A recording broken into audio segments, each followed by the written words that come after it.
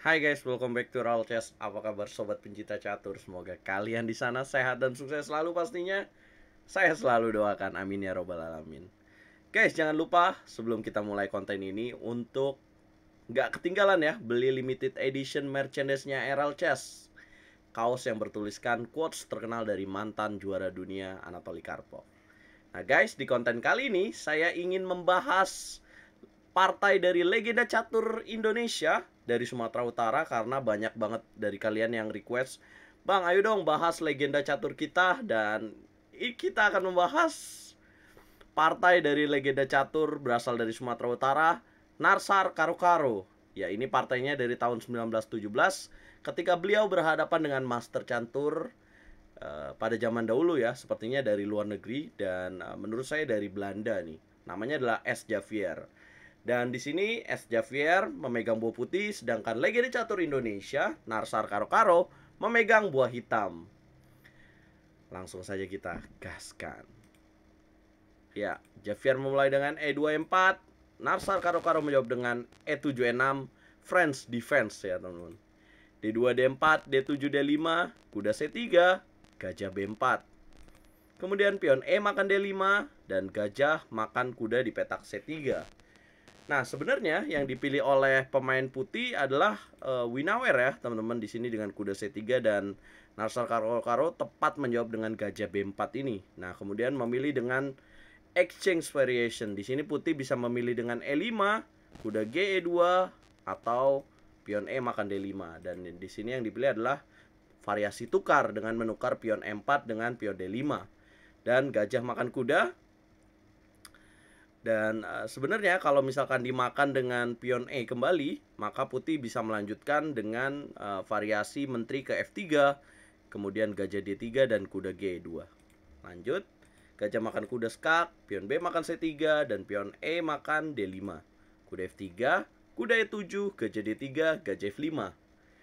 Nah, partai ini terjadi tahun 1917 dan terkenalnya Narsar Karo-Karo ini pemain otodidak ya teman-teman, karena di tahun itu jelas opening belum banyak diketahui ya. Tapi secara permainan dari legenda catur Narsar Karo-Karo ini dengan mengadukan gajah di petak F5 itu bener banget teman-teman. Bahkan di era zaman sekarang di tahun 2021, dan saya juga kebetulan main French Defense atau pembukaan Prancis, ini pilihan yang tepat mengadukan gajah terang milik hitam dengan gajah terang milik putih. Kenapa?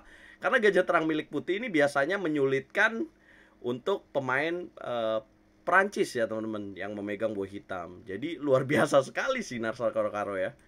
Dan rokade, benteng B1, B6, benteng E1 dan gajah makan gajah, menteri makan gajah, dan di sini kuda G6. Tepat sekali karena menteri D3 mengancam petak H7 dan akan melanjutkan dengan kuda G5. Kuda G6, gajah A3 ancam benteng, benteng E8, benteng makan benteng tukar, menteri makan benteng, benteng E1, menteri D7, menteri F5, boom.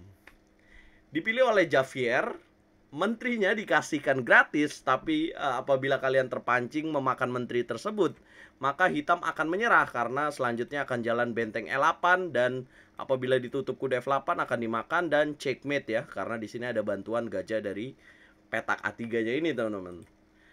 Dan coba teman-teman pause videonya dan teman-teman spare waktu 10-15 menit dan tebak langkah apa yang dijalankan oleh legenda catur Narsar Karo-Karo. Ya, dia jalan C7, C5. Luar biasa sekali teman-teman, ketika saya memikirkan langkah C5 ini, wow gila sih. Tahun 1917 pemain otodidak tapi kalkulasinya luar biasa sekali, karena di sini langkah C7 C5 menutup kekuatan dari gajah A3 yang meneropong ke petak F8, sehingga di sini hitam jelas sekali bahwa ingin memakan menteri di petak F5, dan selanjutnya apabila terjadi skak benteng E8 maka kuda dapat menutup karena kekuatan gajah A3-nya terhalang oleh pion C5. Dan apabila di sini menukar menteri makan menteri, maka kuda makan menteri dan pion C5-nya juga terjaga, teman-teman. Dan ya jelas putih di sini menolak dan melanjutkan dengan menteri H5, merubah ancamannya ke petak H7. Narsar Karo-Karo menjawab dengan kuda A6. Kuda A6 menjaga petak C5. Putih melanjutkan dengan gajah C1, merubah arah angin ya, merubah perwiranya karena di gajah A3 tadi sudah tidak berguna dengan adanya kuda 6. Kuda C7 dimainkan dan manuver kuda ingin dilakukan oleh Narsar Karo-Karo. Kuda G5 ancam petak H7, dorong pion H6. Kemudian kuda balik lagi F3 dan benteng E8. Mengadukan bentengnya, dan kenapa Narsar Karo-Karo mau melakukan pertukaran bentengnya, karena saya merasa bahwa kekuatan dua kudanya ini sangat ideal sekali.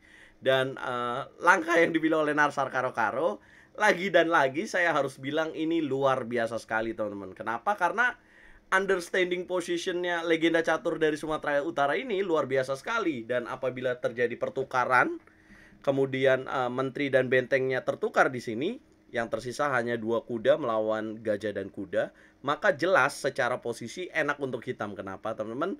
Karena di sini pion C3-nya lemah, pion terjadi titik weakness ya, kelemahan yang bisa dikompensasikan ya, dirubah untuk kemenangan bagi pemain hitam teman-teman. Jadi luar biasa sekali. Dan di sini mengadukan benteng E8, menteri E8, H2 H3 dijalankan oleh putih untuk mencegah terjadinya back rank checkmate. Dan kemudian menteri E4 dijalankan oleh Narsar Karo-Karo, mengancam pion C2. Centralization, gajah E3 dimainkan oleh putih. Kuda E6 menjaga pion C5. Pion D makan C5, pion B makan C5, dan G2 G3 mencegah kuda G6 untuk naik ke petak F4. Dan terlihat di sini menterinya agak sulit ya teman-teman. Dan di sini dorong pion D4, Narsar Karo-Karo makan kembali, gajah D2 makan pion C2, unggul satu pion, menteri D5 putih, menteri A4 menjaga ancaman menteri A8 mengambil pion A7. Kemudian raja G2, A6, menteri B7, menteri B5, menteri A8 skak, raja H7. Kemudian H3 H4 dimainkan, menteri A4, menteri M4 dengan tujuan mempining. Kemudian mendorong pion H5 mendapatkan kuda Narsar Karo-Karo, menteri B5 kembali lagi mencegah pion H5, dan A4 dimainkan, memberikan pion gratis, jelas tidak mau karena ada ancaman H5. Kemudian menteri H5 dan di sini menjalankan menteri A8. Nah, mengancam pion A6. Dan by the way, kenapa putih ya? Mungkin teman-teman akan memikirkan di sini ya. Kenapa putih tidak mendorong pion G3 G4? Ya, apabila mendorong seperti ini, maka hitam akan melakukan langkah apa teman-teman? Coba spare waktunya 10-15 menit. Ya, karena legenda catur Narsar Karo-Karo telah menyiapkan langkah menteri D5. Boom. Diberikan gratis, tapi itu akan kembali lagi didapatkan dengan jalan kuda G ke F4, skak seter kembali, dan didapatkan pion menteri di petak D5-nya teman-teman. Ya, mungkin akan dimakan ya. Makan raja G3, kuda D5, dan ya mungkin akan mengarah kepada remis ya teman-teman, karena kehilangan pion di D4-nya. Dan tapi kalkulasi dari pemain putih tidak tepat. Di sini setelah A4 menteri H5, dia hanya menjalankan menteri A8 mengancam pion A6. Dan coba teman-teman pause videonya dan lihat bahwa evolution bar-nya unggul hitam. Dan kenapa teman-teman? Kira-kira ada langkah apa nih teman-teman? Ya, Narsar Karo-Karo menjalankan langkah menteri F5, menunggu di sini dan memancing pemain putih untuk memakan pion A6. Kenapa? Karena setelah makan pion A6, ada langkah kemenangan dari pemain hitam, memberikan pion gratis yang ternyata adalah pion racun dari Narsar Karo-Karo. Selanjutnya dia jalan menteri M4 dan pemain putih di sini menyerah. Kenapa teman-teman?